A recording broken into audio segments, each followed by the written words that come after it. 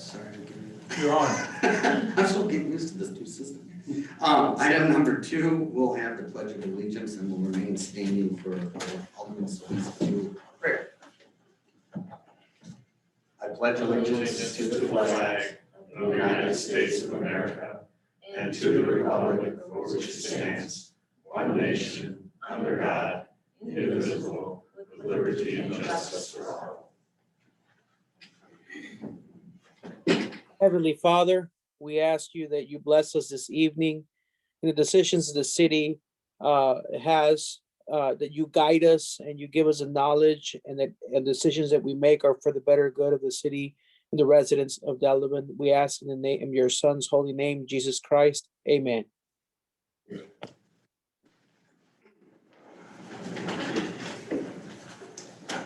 Item number 3 is approval of minutes. 3.1 are minutes of the May 18th meeting. If there's no additions or corrections, I go ahead and entertain a motion to approve those minutes. So moved. Second. There's a motion and a second. Any further discussion? Seeing and hearing none, all those in favor of the motion signify by stating aye. Aye. Opposed, same sign. Motion passes. Item number 4 is communications. Under communications, this evening, I know one thing that I've done as mayor over the last year being mayor is to highlight, especially as it relates to youth, very positive stories of and accomplishments from our youth in particular that are going on in the community and how they represent us in the community and elsewhere and beyond. As some of you may recall, we've over the last year, we've recognized individual state swimmers, state wrestling individuals, soccer team, state accomplishments, and just as important, I feel, and I think the council concurs and people in our community feel, are recognizing arts and music as well. And a couple months back, I saw a nice story about Liam Janiga being kind of floating around on Facebook, and I wanted to invite him here this evening. Liam recently won the NE Young Artist Scholarship Competition, which is provided by the Turtle Creek Chamber Orchestra, which I know has performed here at the band shell in the past. And that competition was open to strings and piano players. And it was founded by Ian Nee, the conductor of Turtle Creek Orchestra Chamber, or the Turtle Creek Chamber Orchestra, and as well as from the Emeritus Professor of Music at Beloit College, Ian Nye, the conductor of, and also, and he's also the Emeritus Professor of Music at Beloit College, and his sister in honor of their parents. And this is open to those that, again, are either in strings or piano players. Liam had recorded and submitted J.S. Bach Prelude in Food in C minor and Nathaniel Det's Juba Dance, and he came in first as the pianist in the advanced division, and with it came a $500 scholarship to continue his education, and also will have the experience of performing this summer with the Turtle Creek Chamber Orchestra. So thank you for and congratulations on the esteemed honor, and thank you for representing Delavendarian communities, and congratulations on the scholarship to continue your education, and again promoting the wonderful work of music and what it means to not only you but for all of us and our community. So let's give Liam a big round of applause.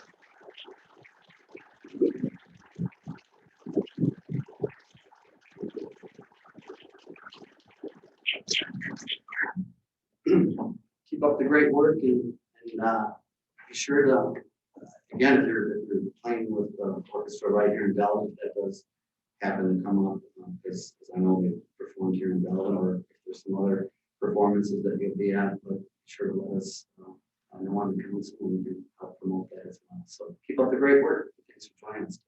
Thank you. I don't know if you want to add any words. If so, maybe we'd have you come to the podium. I don't want to put you on the spot necessarily, but okay. You're more than welcome. Yeah, thank you very much for the honor of inviting me here. I just want to thank my piano teacher, Mrs. Rowe, who got me into the competition and has been training me for 7 years now. Yeah, thank you very much. Thank you. Keep up the great work.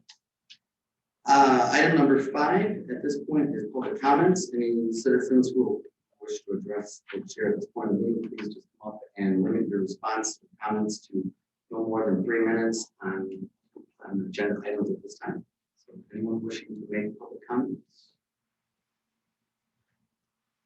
Seeing and hearing none, we'll move on to item number 6, which is reports of committees, boards, commissions, and the Delavendarian School District update. 6.1 is the Finance Committee and Financial Report. Alderwoman Delavendarian. Thank you, Mr. Mayor. Finance Committee met on June 8th at 5 o'clock. Our next meeting will be on July 13th at 5. There are a couple items on tonight's agenda. The minutes of the meeting are on file with the city clerk for public inspection. At this time, I would make a motion to approve the treasurer's report. There's a motion. Is there a second? Second. There's a motion and a second. Any further discussion? Seeing and hearing none, all those in favor of the motion signify by stating aye. Aye. Aye. Opposed, same sign. Motion passes. Item 6.2 is General Operations Committee. Alderman Wilson. General Operations Committee met on Tuesday, June 1st, 5:30 in council chambers. The minutes from the April 13th, 2021 meeting were approved. Chief of Police, Mr. Jim Hansen, gave us a COVID-19 update, as well as the police department's monthly activity report for the months of April and May. The false alarms and parking citations were also covered. Mr. Robert Craig of the Southern Lakes Masonic Lodge requested and made a donation to the City of Delavan Police Department to help furnish a soft interview room for victims of abuse and violent crimes. The committee moved on to the operator license issued for April and May. Mr. Terrence Walsh gave us an inspiring update on 14 new houses erected so far this year in the City of Delavan. Box and Burlap have a slight delay due to an installation of an elevator. Tower Park is right on schedule with the completion set for October. Mr. Mark Windorf gave us an update on the ordered mowing of private properties.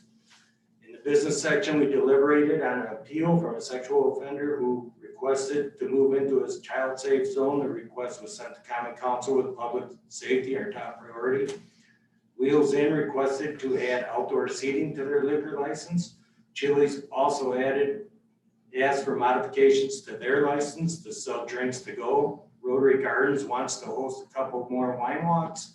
Mr. Mark Windorf discussed the Aldermatic boundary redistricting. The next meeting is July 6th at 5:30 p.m. The meeting was closed in due form. Thank you, Alderman Wilson. Item 6.3 is the Planning Commission. Alderman Beasley. Thank you, Mr. Mayor. The Planning Commission met on June 7th. The next meeting is scheduled for June 28th at 5 p.m. There's a couple of items on the agenda that we will be reviewing tonight. Other than that, meeting minutes are on file with the city clerk. If anybody has any interest to take a look, they can do it. Thank you. Thank you, Alderman Beasley. 6.4 is Public Works. Alderwoman Delavendarian. Thank you, Mr. Mayor. Public Works met on May 25th at 5:30. There's items that we discussed that are on tonight's agenda. Our next meeting is June 22nd at 5:30 right here. Thank you, Alderwoman Delavendarian. 6.5 is the Town of Delavan Lake Committee. Alderman Beasley. Thank you, Mr. Mayor. Unfortunately, I was not able to attend the meeting. The next meeting will be on July 8th at 7 o'clock in the town. Thank you, Alderman Beasley. Item 6.6 is the library. Thank you, Mr. Mayor. The Library Board of Trustees met on May 20th at 5:30. We welcomed 3 new board members, and we were also joined by our mayor and our new city administrator. We discussed the use of masks, continuing the library, and gave permission to the director to make the decision as the new CDC guidelines continue. Our next is this Thursday at 5:30 right here. Thank you, Alderman Delavendarian. Item 6.7 is Park and Recreation Commission. Alderman Purcell. Thank you, Mr. Mayor. Last week we did the Fest Field in the Harvey Gonzalez. It was a great turnout. A lot of people were there. It was awesome. It was really touching. It really, really was. Ryan threw a ball. But yeah, that worked out really good. Our little derby started on the 24th, movies in the park all summer long. If you want to go on the website, you can see everything that's going on in the park. There's so much to talk about. Parade starts at 3 o'clock, fireworks are at 9, and the band shell's got the Eagles tribute band that night. I guess the fireworks are gonna be at Cannon Park this year. Everyone, I think, knows about that. But that's pretty much about it. Everything else has been working, like all the parks are filled. They're all filled. You drive by them, they're all doing things, they're having fun. It's a good thing. Thank you, Alderman Purcell. Item 6.8 is the Communication Commission. Alderman Solis. Thank you, Mr. Mayor. The Communications Committee met yesterday, June 14, at the city chambers. We discussed the 4 different companies that bid to work on our new website. So we're excited that's coming down the line. We approved a company and is moving over to the Finance Committee. Hopefully we can get that to the City Council soon so that we can we look forward to having a new revised website. It's gonna be fresh. It's gonna be updated. God willing, by the end of the year, we can see that coming up. So that's exciting news for the Communications Committee.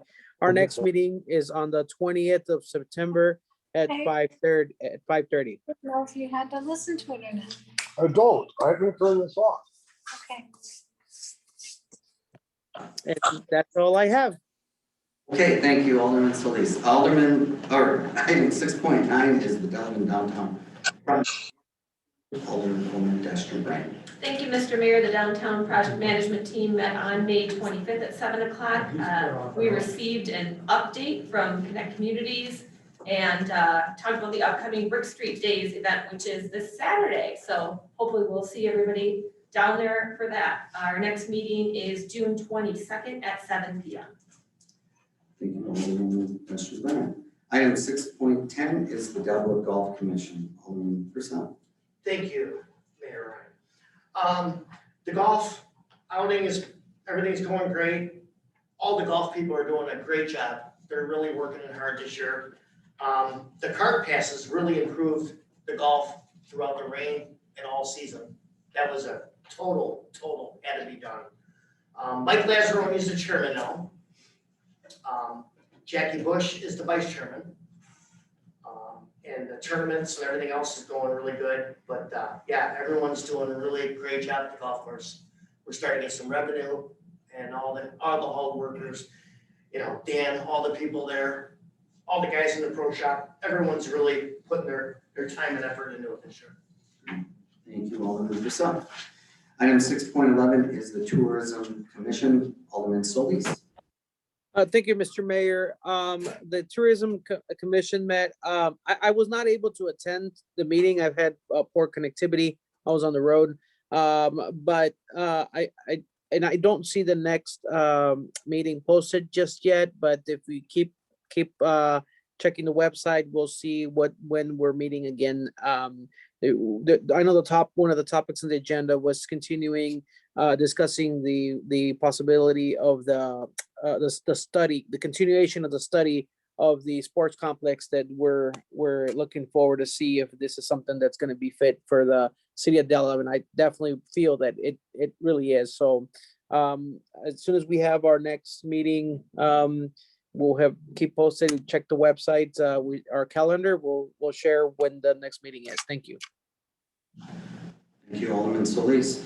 Item 6.12 is the Delavendarian School District update, and they did email today and could not attend, so we'll have an update from them next month, or I should say in September, it looks like. So, moving on to item number 7 is the Planning Commission. 7.1 is consider a resolution granting a limited conditional use permit to allow for indoor sales or service, indoor institutional, indoor/outdoor commercial entertainment, and vacation rental home land uses at 511 East Walworth Avenue, tax parcel XWUP 00101, located in the Office Neighborhood Zoning District, applicant Allen Mansion LLC.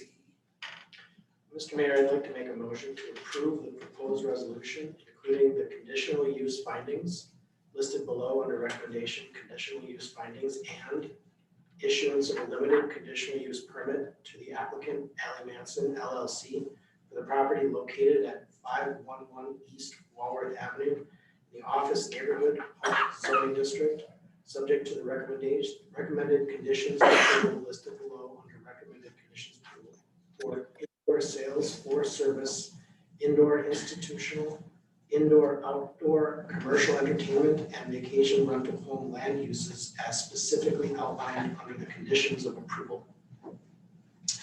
Thank you. There is a motion. There's a motion and a second. Any further discussion? Seeing A second. there's a motion and a second. Any further discussion? Seeing and hearing none, all those in favor of the motion signify by stating aye. Aye. Opposed, same sign. Motion passes.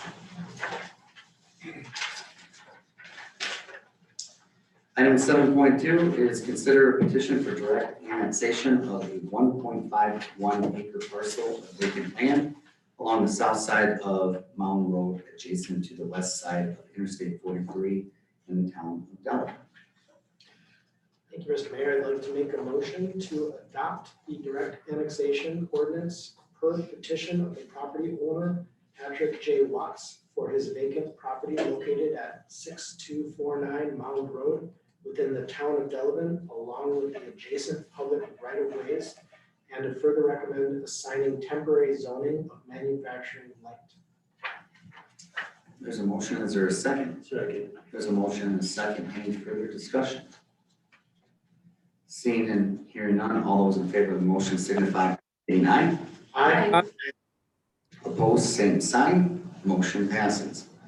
Item number 8 under Finance Committee, 8.1 is consider acceptance and placing on file the 2020 financial statements and communication to governance and management and recommendation to the council on the transfer of fund balance and access of 25% per the city policy. This came through finance. Yeah. So the 2020 audit was reported to the Finance Committee. So at this time, I would move to receive and place the file the 2020 financial statements and communication to governance and management, and move to transfer from the general fund to the capital fund $284,072. There's a motion. There is a second. Any further discussion? We gotcha. Thanks, Alderman Solis. There's a motion and a second. Any further discussion? Seeing and hearing none, may we have a roll call? Alderman Purcell. Yes. Alderwoman Deschner Brandt. Yes. Alderman Plazak. Yes. Alderman Wilson. Yes. Alderman Beezer. Yes. Alderman Solis. Yes. Motion passes. Item 8. Mr. Mayor, Ms. Hayden has a presentation, I think. Yeah. I'm so sorry. You guys already voted. I'm quite okay if you don't want to go through it.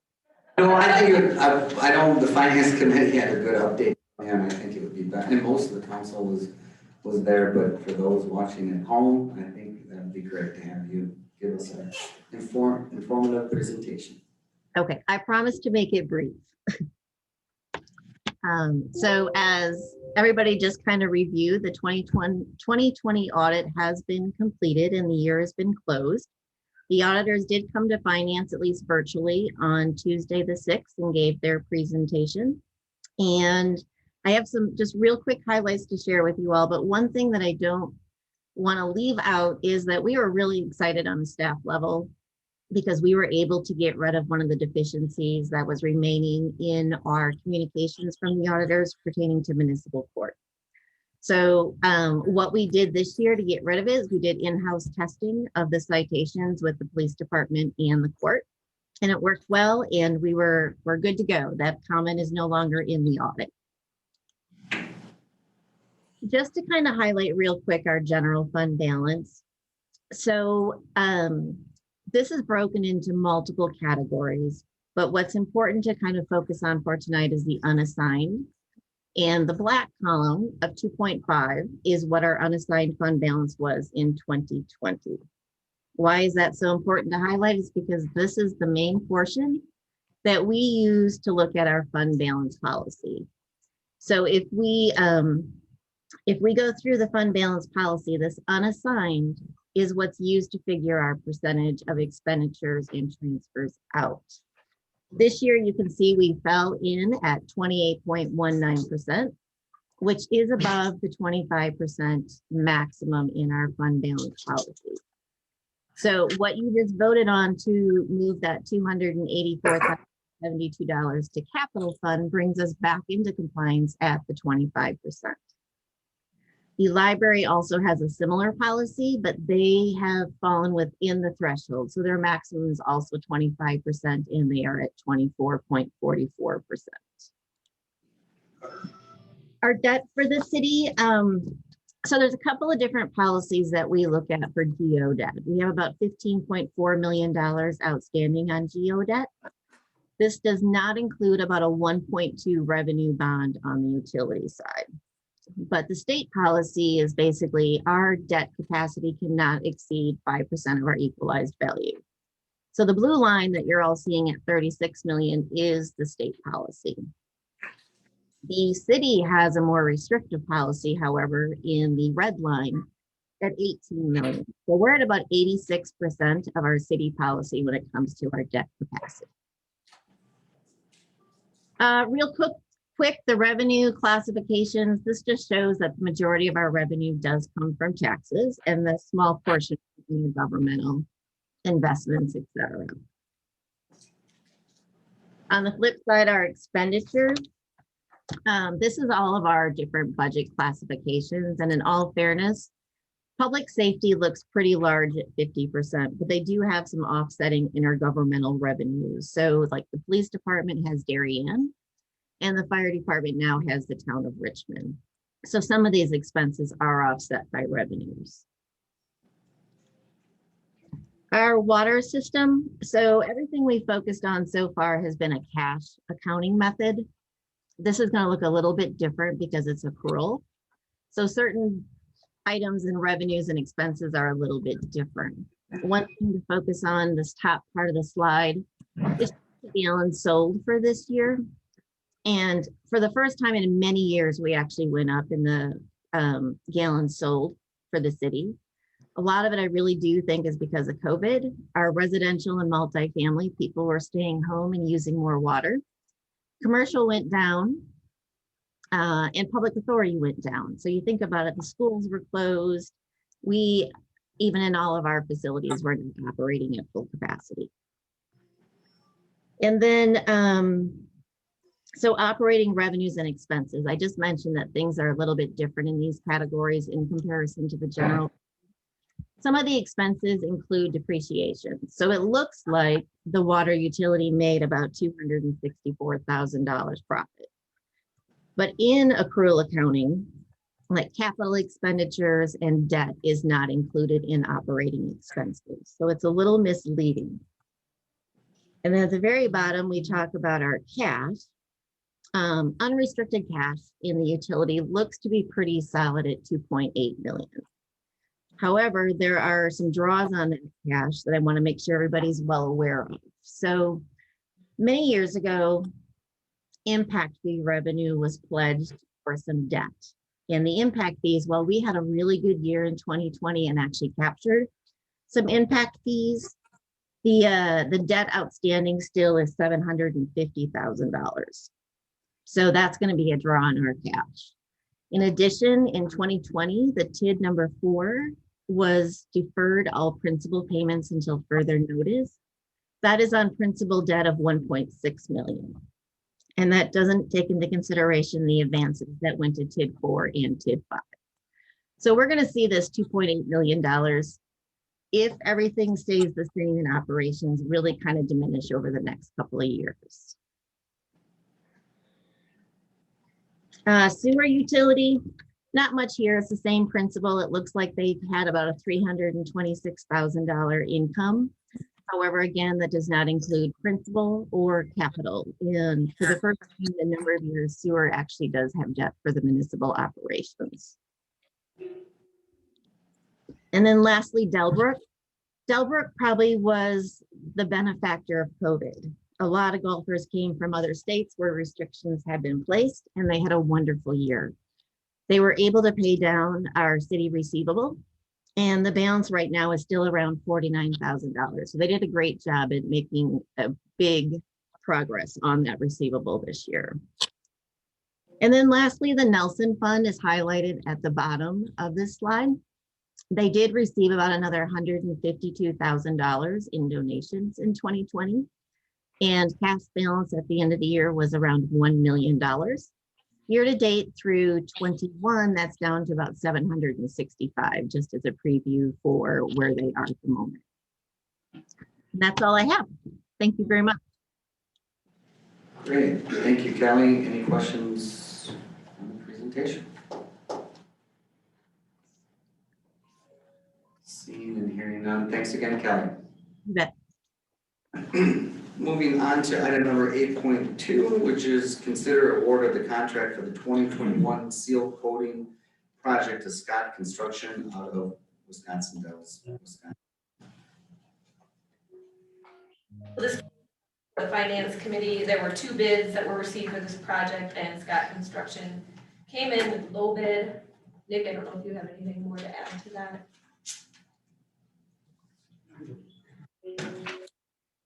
There's some. I haven't made a motion.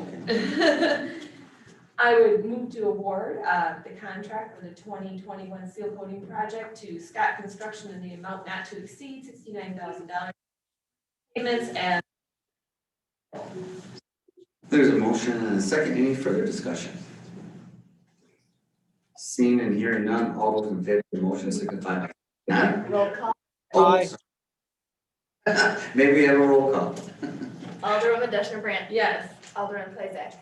Yes. Alderman Wilson. Yes. Alderman Beezer. Yes. Alderman Solis. Yes.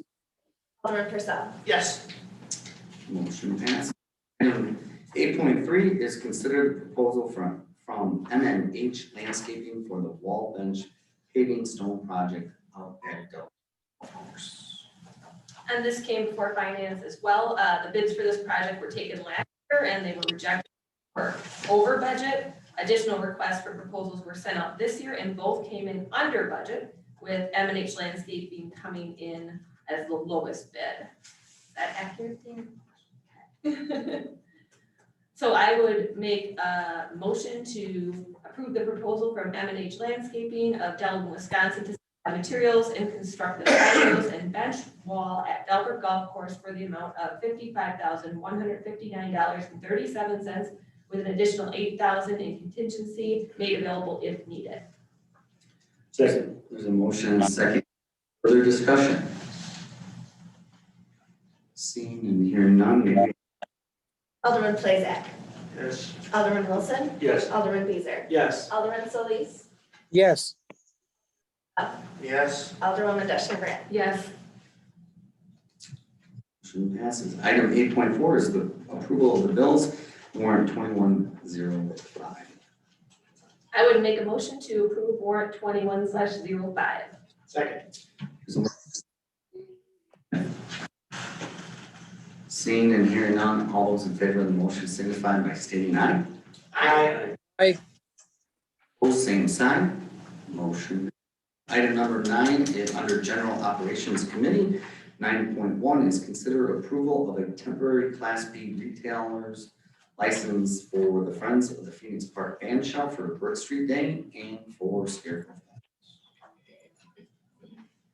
So I'd like to move that we approve the Friends of the Phoenix Band Shell application for a temporary Class B retailer's license to allow them to sell fermented malt beverages on Walworth Avenue for Brick Street Days on June 19, 2021, and Scarecrow Fest on September 18, 2021.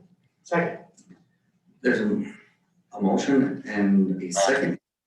Further discussion? Seeing and hearing none, all those in favor of the motion signify by stating aye. Aye.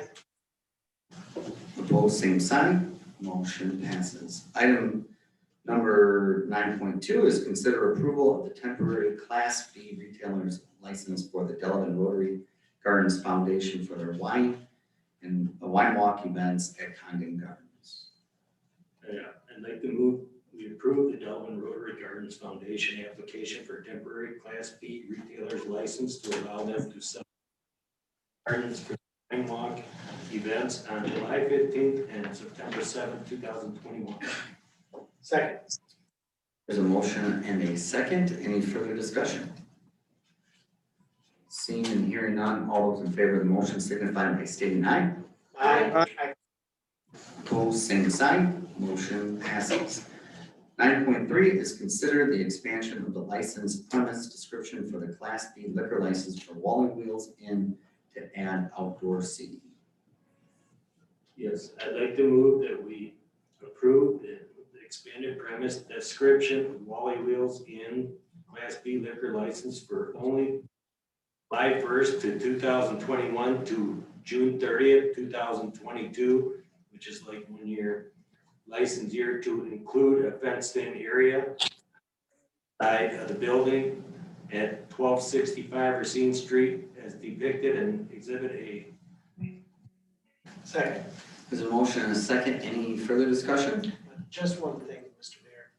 I've noticed that we've had a great deal of success with having the outdoor seating for all of the venues that are using it for COVID. So I making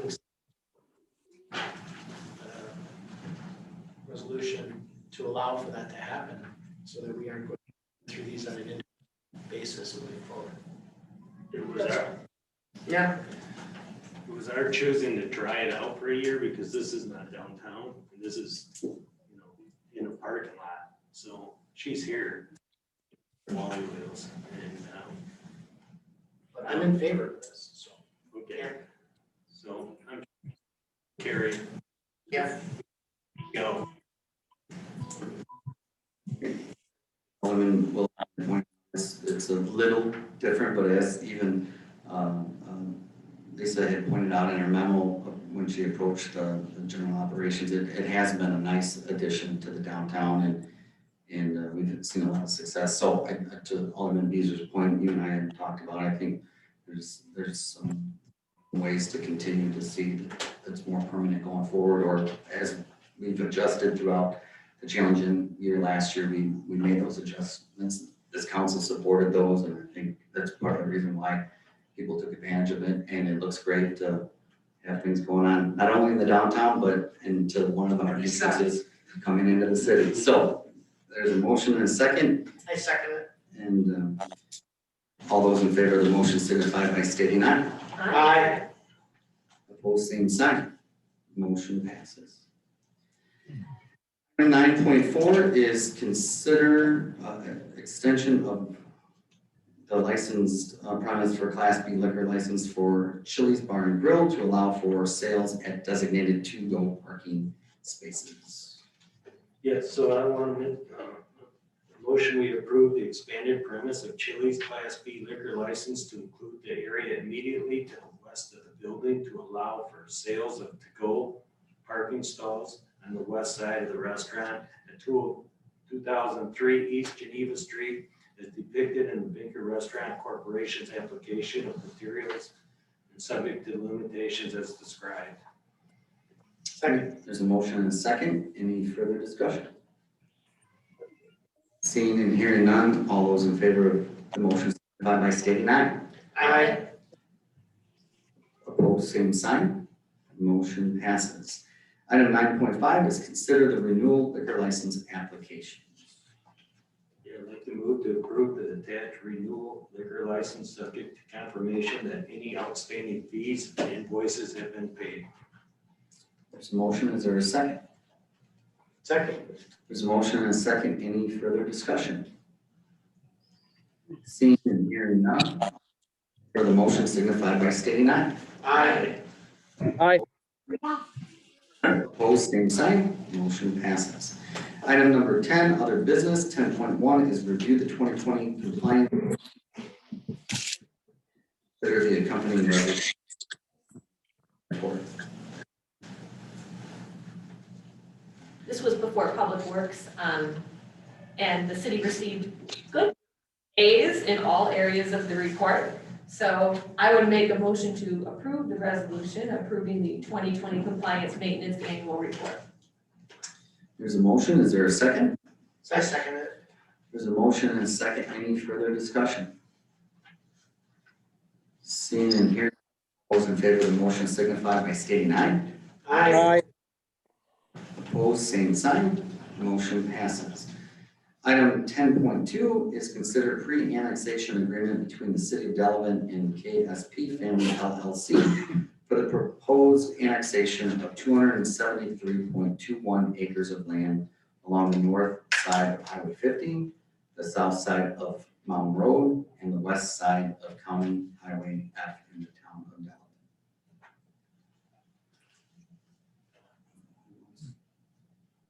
Take this one.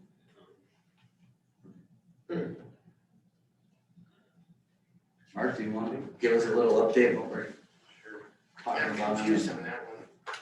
This is the former LeVar farm. It's on the north side of Highway 50 out by west of the roller rink.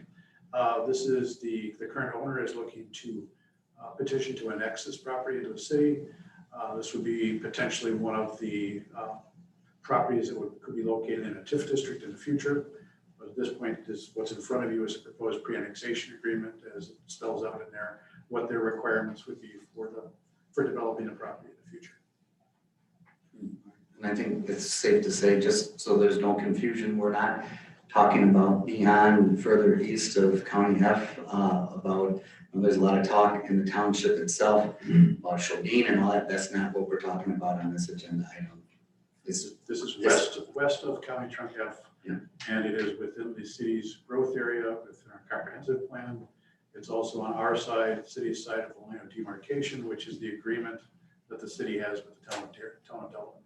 Thank you again for And I believe clarifying that. I believe they have running water out there. Soon.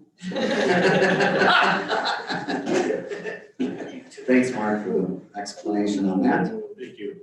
Mr. Mayor, I'd like to make a motion for approval of the pre-annexation agreement between the city of Delavan and KSP Family LLC for the property located along the north side of Highway 50, the south side of Mountain Road, and the west side of County Highway F within the town of Delavan. There's been a motion. Is there a second? Second. There's a motion and a second. Any further discussion? Seeing and hearing none, all those in favor of the motion signify by stating aye. Aye. Opposed, same sign. Motion passes. Item 10.3 is the American Rescue Plan update. Okay, I put a lengthy explanation here in your packet. As you know, the American Rescue Plan Act, ARPA, provides the Treasury provide funds to local governments related to COVID-19 economic relief efforts that will go just approved here earlier this year. Total allocation due to the city of Delavan is $864,980.94. Half allocated for 2021, major for the 2022 distributions. Then once we receive funds, we would have until December 31st, 2026 to spend the allocation on qualified expenditures. There's no local fund match with these, which is good, meaning that to spend that, we don't have to match it with our own funds. But there are certain terms and conditions, and while normally the finance director would just go ahead and proceed with being able to receive the funds, it was brought to my attention, we just want to make you aware of some of those terms and conditions and see if there's any concerns about those in particular. What they're doing a little different this time compared to some other fundings is it's not being automatically distributed to us. It's being, any organization, any municipality that's under 50,000 population that's concerned, considered a non-entitlement unit, is has to go through an application process, and we have to basically apply for it by June 18th. It's pretty straightforward. We're pretty much made, as I said in my report, there's two documents they want to ensure that we sign and agree to. One is involves assurances of compliance with Title VI Civil Rights Act of 1964. It basically requires that the city have a non-discrimination policy on the basis of race, color, and national origin. It also requires the city to provide access to services by people with limited English proficiency or an LEP, and consider the impact of programs upon LEP members of the community, and requires that any contracts or agreements related to the use of these funds must contain certain language regarding Title VI compliance. They remain in effect after the expenditure of the funds if the funds are used to build or buy any facilities or equipment, and this continues for the duration that the city owns the property or equipment. We are also required to log any complaints regarding Title VI violations and comply with any and all enforcement and compliance review activities conducted by the U.S. Department of Treasury. So in other words, like with most federal funds, we have to be willing to be audited after the fact. The second document requires acceptance of the U.S. Department of Treasury Coronavirus Local Fiscal Recovery Fund award terms and conditions. And I have attached both of these documents to the report, by the way. But this is a somewhat lengthy list of requirements, but they're typical for a lot of other grants and loan programs of the federal government. It basically says that we're going to maintain, we're basically agreeing we have to maintain sufficient records. We have to have a conflict of interest policy and disclose any violations of said policy. We have to comply with the federal laws and regulations which may apply, such as the Single Audit Act. Basically, single audit applies anytime you spend more than $500,000 in federal funds in a year. So we definitely have an extra audit we have to pay for with this. Let's see, where did I lost my okay. And we'd also have to comply with non-discrimination regulations, including Civil Rights Act, Fair Housing Act, Americans with Disabilities Act. Failure to comply with terms and conditions on something like this typically will mean you'll be required to repay the funds, and you may have to. There might be additional conditions attached to any future federal funding. As I kind of summarized here at the end, it should be noted the CARES Act funding, FEMA funds, federal police and fire grants, any federal sources of funds all have similar conditions and restrictions. If the city pursues, let's say, a community development block grant for, let's say, library or other projects, conditions would be imposed there as well. This is nothing really out of the ordinary, but we may have to take some action to adopt additional administrative policies prior to expending the ARPA funds, such as adoption of an LEP, limited English proficiency plan. And I did provide a sample LEP for your review. They're not terribly difficult to adopt and prepare. So basically, what are the consequences if we choose not to apply for the ARPA funds? If we choose not to apply, then the city leaves $864,980.94 of recovery funds on the table that will likely be either reallocated to the state or returned to the federal government. Local municipalities that had unspent CARES funding in late 2020 saw those dollars reallocated to other communities that had costs in excess of their grant funds. So, at the end there, I tried to address a couple other issues that sometimes come up as questions. Sometimes people ask, is it fiscally irresponsible for the city to receive federal funds that are arguably adding to the federal budget deficit? Well, through budget reconciliation, Congress has already authorized these funds to the Treasury. Odds are that unspent funds will be reallocated to states or returned to Treasury for other recovery uses, and kind of based that upon how CARES funds were managed. If you remember, last year the Treasury was looking at extending some of their loan programs because they still have excess funds left. So basically, in other words, someone's going to spend it.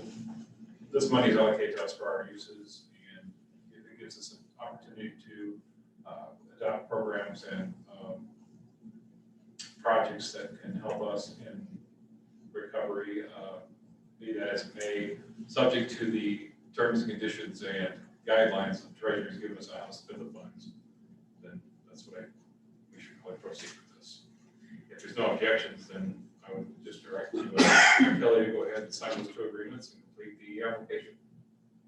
Any questions? Any questions for Brian? Other than the one component, is there anything else that we're not in compliance with? I'm not even sure if we don't have it, like, if we've approved anything in the last few years for federal funds. I haven't done that far into it, but I mean, I believe we probably have, I would think, if we've had, like I said, we've had policing grants and such before, fire safety grants, FEMA type grants, anything like that. We probably already have a conflict of interest policy. We probably already have a non-discrimination policy. But these are things that we can check through with our ordinances and make sure. The main issue will be just that before we start spending money, we've got to make sure we get those things in order. This makes logical sense to me. I think we should move forward with this. And if there are other components that we're missing, I think we can handle that in a timely fashion. You may proceed, Kelly, I think. I think that seems to be the general consensus, so thanks. Thank you. I'll wrap up our paperwork tomorrow. Thank you, and that's a detailed update, Brian. Item number 11 is public comments. Citizens again may address the chair at this point in the meeting, and I would just ask that you limit your comments once to 2 minutes maximum. Sure. Bruce? William DeWitt, 524 McDowell Street. I have a question more than a comment. On the 7.1, the limited conditional use for 511 East Walworth Avenue.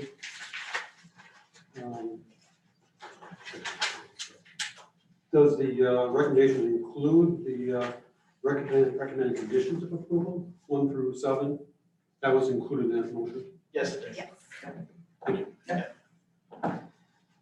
Thanks, Bruce. Any other citizens wishing to comment at this time? Seeing and hearing none, we'll move on to item number 12, which is suggested future agenda items. Are there any future agenda items at this time? As I've often expressed, if there aren't at this time, that's fine, but if anything comes up, please let myself or the city administrator know, city clerk know, and we're happy to put those agenda items on. Moving on to item number 13 is recess to closed session. 13.1 pursuant to Wisconsin statutes 19.85 parent 1 parent E, deliberating or negotiating the purchasing of public properties, the investing in public funds, or conducting other specified public business whenever competitive or bargaining reasons require a closed session. Regarding Ellis Farms foreclosure, is there a motion to go into closed session? I'll make a motion, we recess to closed session. There's a motion. Is there a second? Second. There's a motion. Second, any further?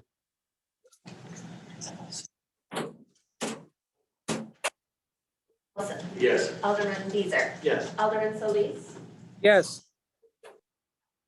Alderwoman Deshner Brand. Yes. Alderman Plazek. Yes. All right. We'll take a 5-minute recess and let Bill break down.